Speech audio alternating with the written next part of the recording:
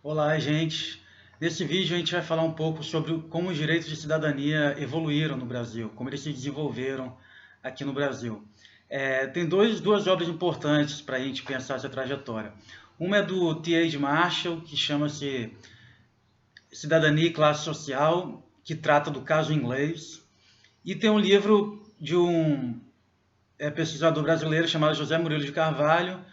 O livro é Cidadania no Brasil, um longo caminho. E aí nesse livro o José Murilo ele faz uma comparação do desenvolvimento dos direitos de cidadania no Brasil com o caso inglês.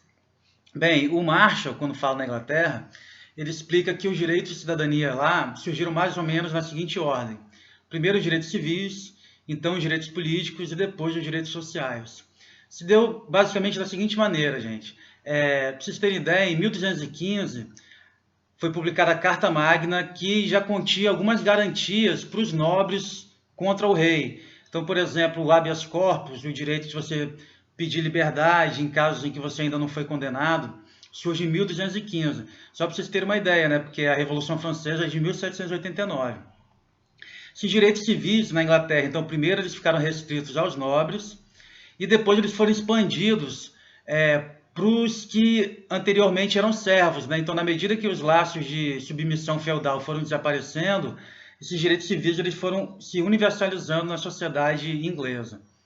Bem, a partir dos direitos civis, gente, com as pessoas usufruindo de liberdade de expressão, liberdade para se organizar, elas começaram a reivindicar direitos políticos, né? Então, o parlamento ele ganha uma autonomia em relação ao poder do rei, só que essa participação política, a princípio, também era garantida aos nobres. Depois, através das lutas sociais, ela foi universalizada para os trabalhadores também.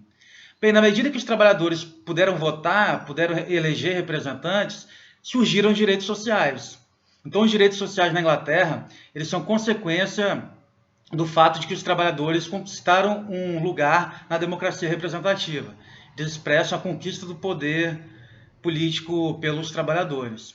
Bem, no Brasil a história é um pouco diferente, gente.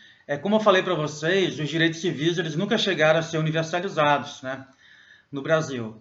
Então, por exemplo, e aí, novamente, nas particularidades do Brasil. Entre todos os países da América, o Brasil foi o único que, ao ficar independente, ele não virou uma república, ou seja, ele não estabeleceu a igualdade entre os cidadãos. Ele virou um império, né? No período imperial brasileiro, a gente já podia votar para eleger alguns representantes. E aí o voto ele ainda era censitário, né, restrito à renda e também à liberdade, né, porque nessa época a gente já podia eleger representantes, alguns representantes, só que ainda não existiam direitos civis universalizados. Você tem ideia, ainda existia escravidão, né, quando o Brasil ficou independente.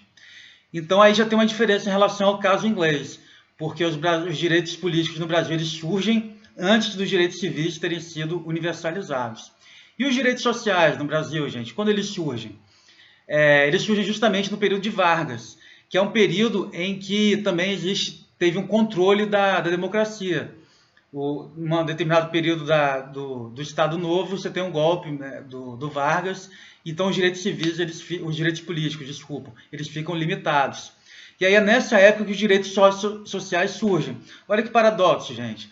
Na Inglaterra, os direitos sociais eles surgem a partir do momento que os trabalhadores conseguem eleger representantes no sistema democrático, e no Brasil é diferente. Os direitos sociais surgem quando os trabalhadores não podem votar, porque a gente está no período de ditadura, né?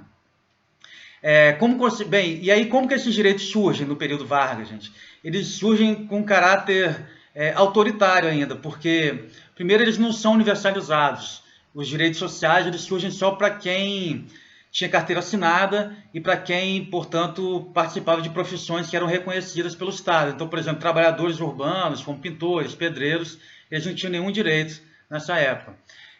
E os direitos dos trabalhadores que tinham carteira assinada também eram direitos que não garantiam autonomia para os trabalhadores, porque os sindicatos eles tinham a presença do Estado. A gente chama isso de sindicatos pelegos. Eram sindicatos que não tinham autonomia. Então a estratégia do Vargas foi basicamente essa. Para os trabalhadores não se radicalizarem, por causa dos movimentos comunistas e anarquistas, ele dá alguns direitos para os trabalhadores, mas sem autonomia, porque os sindicatos estavam sob o controle do Estado. José Murilo de Carvalho vai chamar isso de cidadania, né? Direitos são concedidos pelo Estado e não são produto da conquista dos trabalhadores de um espaço democrático.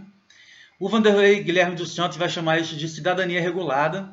E muitos antropólogos falam do caráter tutelar do Estado brasileiro. Então, quer dizer, uma ideia de direitos são concedidos, mas sempre sob o controle do Estado. Isso muda a partir da Constituição de 88, tá, gente? A Constituição de 88 ela rompe definitivamente com esse aspecto tutelar dos sindicatos.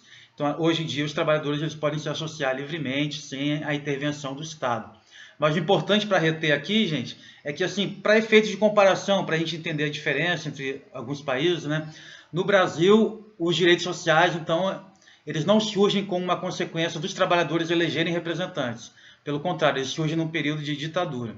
E os direitos civis, como a gente viu, eles até hoje nunca chegaram a ser universalizados. Exemplo disso é o artigo 295 do Código do Processo Penal, que eu já mencionei no outro vídeo, e também, por exemplo, os mandados de busca e apreensão coletivos. Ok? Um abraço.